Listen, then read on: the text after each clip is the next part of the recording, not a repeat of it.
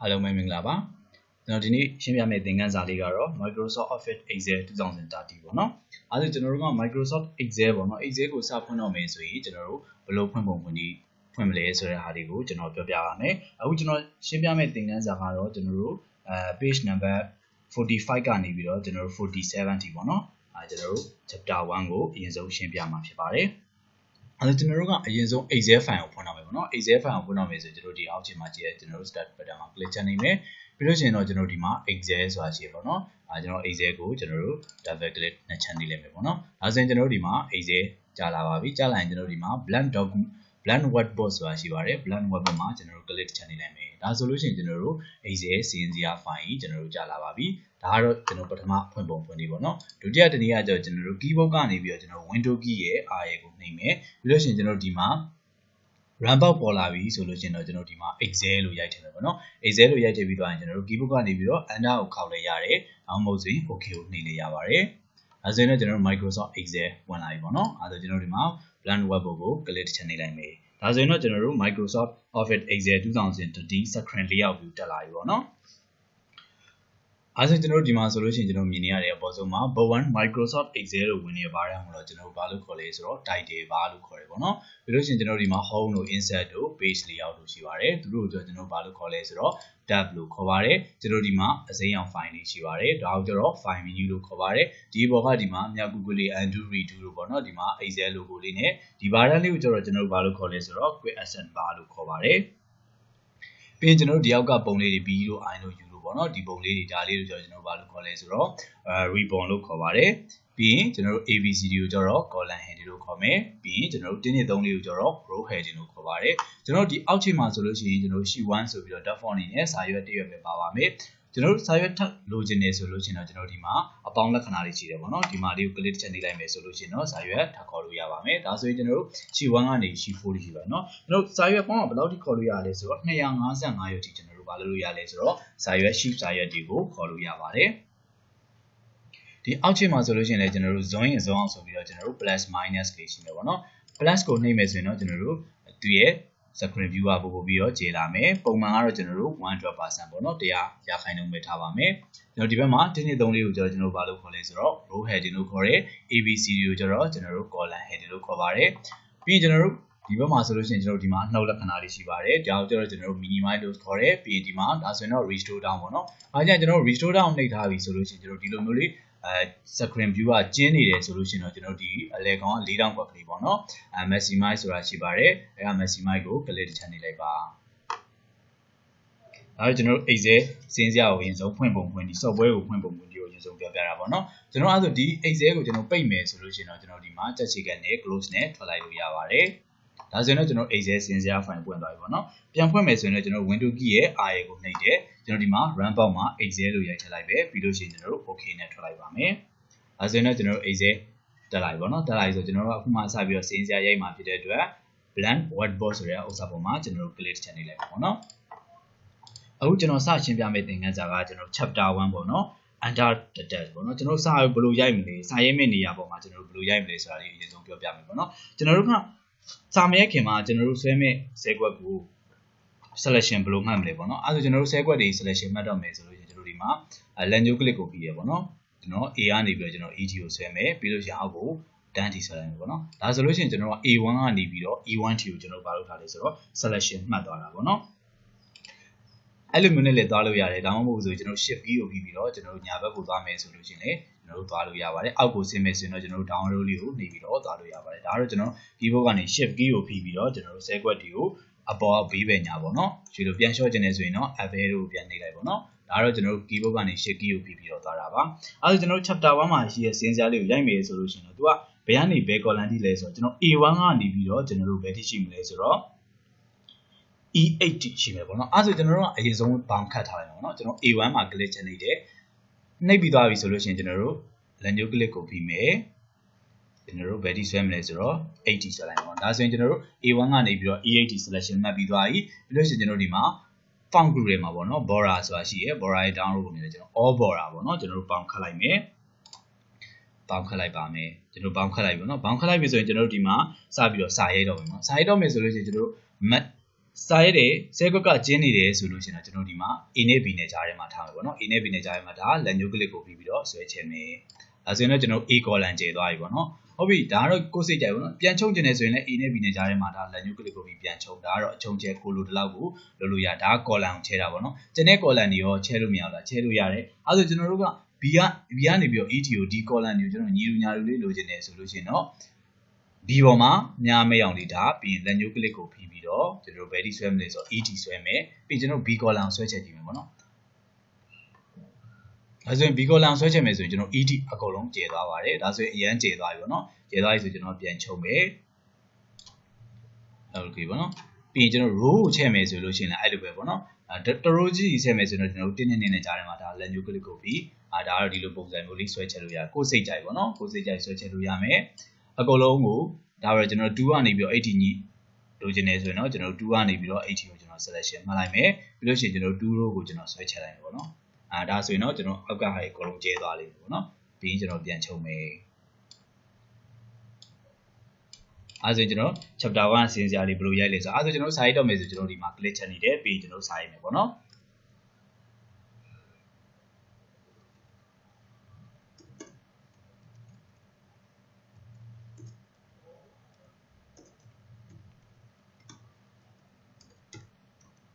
ပြီးလို့ရှိရင်အဲ့လိုမျိုးရိုက်ပြီးသွားရင်တော့ကျွန်တော်တို့ဘာလုပ်မလဲဆိုတော့ under ခောက်ချမယ်ပေါ့နော်အောက်ဘက်ကိုဆင်းမယ်ဆိုရင်ကျွန်တော် under ခောက်ချမယ်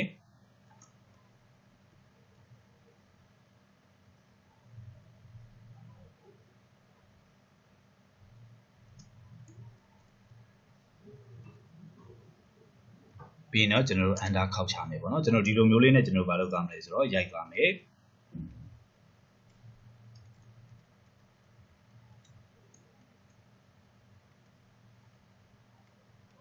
ပြီးရင်ကျွန်တော် under ခောက်ပါမယ်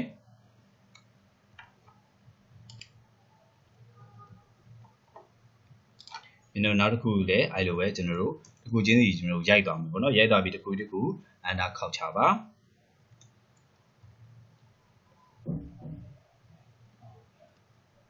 ပြီးကျွန်တော်တို့ under ခောက်ချမယ်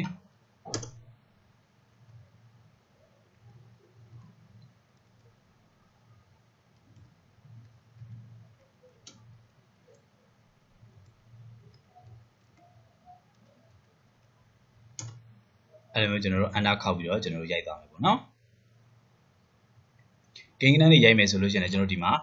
ကဏ္ဍတွေရိုက်မယ်ဆိုရင်ကျွန်တော်တို့2006လို့ရိုက်မယ်ဆိုလို့ရှိရင်လည်းကျွန်တော်တို့2006ဆိုပြီးတော့ကျွန်တော်တို့ရိုက်မယ်ပြီးရင်ကျွန်တော်တို့အောက်ကိုပဲဆင်းပြီးတော့ကျွန်တော်တို့ရိုက်သွားပါမယ်ဒီလိုမျိုးပေါ့နော်အောက်ကိုပဲကျွန်တော်တို့ဆင်းပြီးတော့ရိုက်သွားပါမယ်ပြီးကဏ္ဍရိုက်ပြီးသွားပြီဆိုရင် under ခောက်ပေါ့နော်ကျွန်တော်တို့ဒီလိုမျိုးနဲ့ကျွန်တော်တို့စာတွေကိုရိုက်သွားမယ်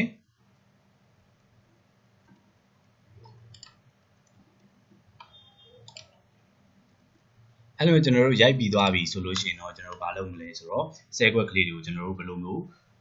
ဆွဲချက်မလဲပေါ့နော်ကျွန်တော်တို့ရိုက်ပြီးသွားတဲ့ဒီဒါဆိုရင်နည်းနည်းလေးပြန်ချုံလို့ရမယ်ပြီးရင်ကျွန်တော်တို့ဒီအပေါ်ဆုံးက row ပေါ့နော်အပေါ်ဆုံးက row ကိုကျွန်တော်တို့ဘာလုပ်မလဲဆိုတော့နည်းနည်းလေးဆွဲချက်မယ်ပြီးရင်ကျွန်တော်တို့ကို selection မှတ်မယ်ပြီးရင်ကျွန်တော်တို့ bow ပေါ့နော် bow ပြီးကိုနှိပ်မယ်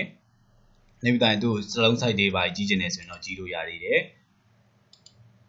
ပြီးတော့ကျွန်တော်14လောက်ထားခြင်းနဲ့ထားလိုက်ပါနော်အဲ့တို့ဒီဆဲခွက်ရဲ့နောက်မှာအရောင်ကာလာလေးတွေပါလေးထည့်ခြင်းနေဆိုရင်တော့ကျွန်တော်ဒီမှာဆေးပုံလေးရှိရပါတော့ favorite color ဆိုတာရှိရဆေးပုံလေးရှိတယ်အရောင်လေးတွေထည့်ခြင်းတော့ဘာလုပ်လို့ရမလဲဆိုတော့ထည့်လို့ရမယ်ပေါ့နော်အရောင်လေးထည့်ပါဟုတ်ပြီကျွန်တော်တို့ total ကိုလိုချင်တာဖြစ်လို့လည်းကျွန်တော်ဘာလုပ်မလဲပေါင်းလိုက်မယ်ပေါ့နော်အဲ့ဒါကျွန်တော်ဒီမှာ selection မှတ်မယ်ပြီးရင်ကျွန်တော်ဒီမှာ auto sign ရဲ့ download ကိုနေမယ် send ပေါ့နော်ပြီးရင်ကျွန်တော်တို့ selection မှတ်မယ် auto sign ရဲ့ download ကိုနေမယ် sendပြီးရင်ကျွန်တော်တို့ selection မှတ်မယ် auto sign ရဲ့ download ကိုနေမယ် send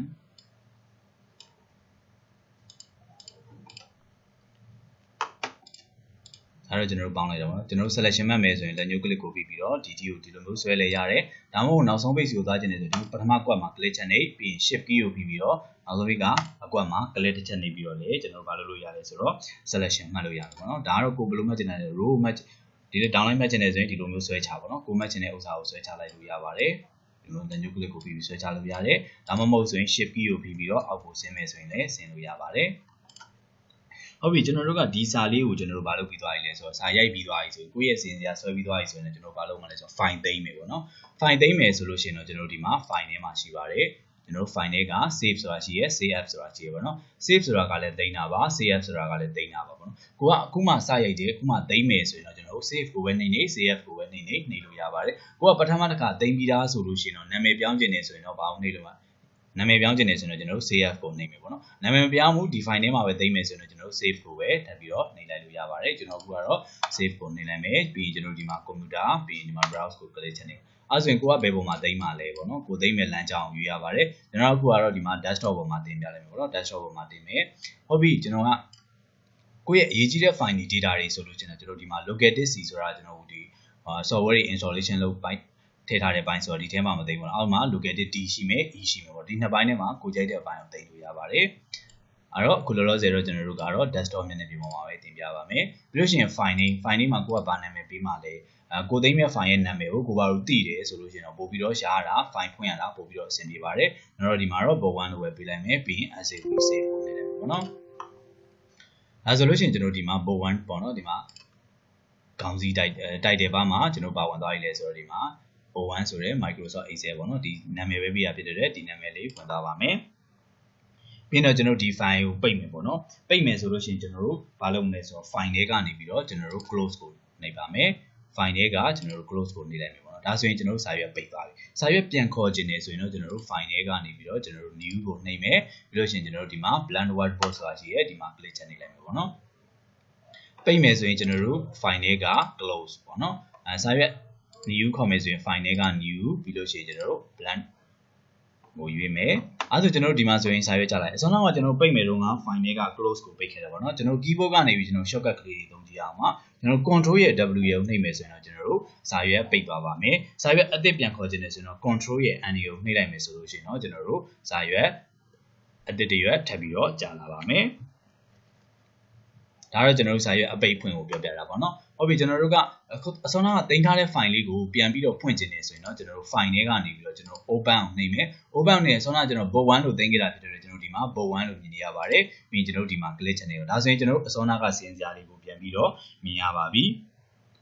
ဟုတ်ပြီကျွန်တော်တို့အဲ့လိုမျိုးပြန်ဖွင့်သွားပြီဒီစီရင်စရာတွေလည်းအကုန်လုံးရိုက်ပြီးသွားပြီမသုံးတော့ဘူး Excel file မသုံးတော့ပိတ်လိုက်တော့မယ်ဆိုလို့ရှိရင်တော့ကျွန်တော်တို့ keyboard ကနေပြီးတော့ order ရဲ့ကျွန်တော်တို့ F4 ရဲ့ကိုနှိပ်လိုက်မယ်ဆိုလို့ရှိရင်တော့ကျွန်တော်တို့ software ပိတ်သွားပါလိမ့်မယ်ဒါတော့ software ပိတ်သွားတာပေါ့နော်အဲဒါကျွန်တော်ကပြန်ဖွင့်လိုက်ပါမယ် Windows key အာရုံဒီမဲ့ Excel ပေါ့နော်ပြီး OK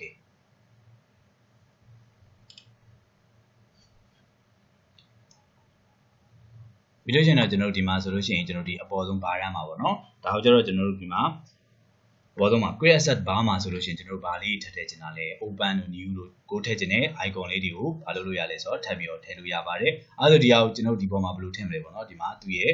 download လေးကိုနှိပ်လိုက်ပါပြီးလို့ရှိရင်ဒီမှာ mode command ဆိုတာရှိပါတယ် mode command မှာ click ချနှိပ်မယ် mode command မှာနှိပ်ပြီးသွားပြီဆိုလို့ရှိရင်တော့ကျွန်တော်ဒီမှာကျွန်တော်ဗာထည့်မလဲဆိုတော့ open ကိုထည့်မယ်ပေါ့နော် open ကိုထည့်မယ်ဆိုရင်ကျွန်တော် add ကိုနှိပ်မယ် new ကိုထည့်မယ်ဆိုရင် new ကို click ချနှိပ်မယ်ကျွန်တော် add ကိုနှိပ်ပြီပေါ့နော်အဲဆိုရင်ဒီမှာဝင်သွားပြီပြီးလို့ရှိရင်တော့ကျွန်တော်တို့ okay ပေါ့နော်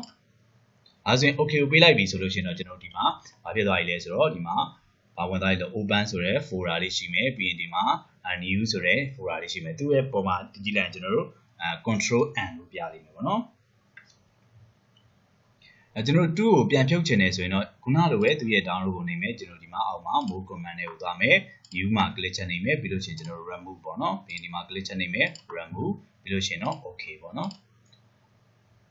ဒါဆိုရင်တော့ကျွန်တော်အခုရှင်းပြသွားတာကတော့ကျွန်တော်တို့ Microsoft Excel 2030ပေါ့နော်ကျွန်တော်တို့page number 45ကနေပြီးတော့ကျွန်တော်တို့47ကိုကျွန်တော်ဘာလုပ်သွားလဲဆိုတော့ရှင်းပြပေးသွားတာဖြစ်ပါတယ်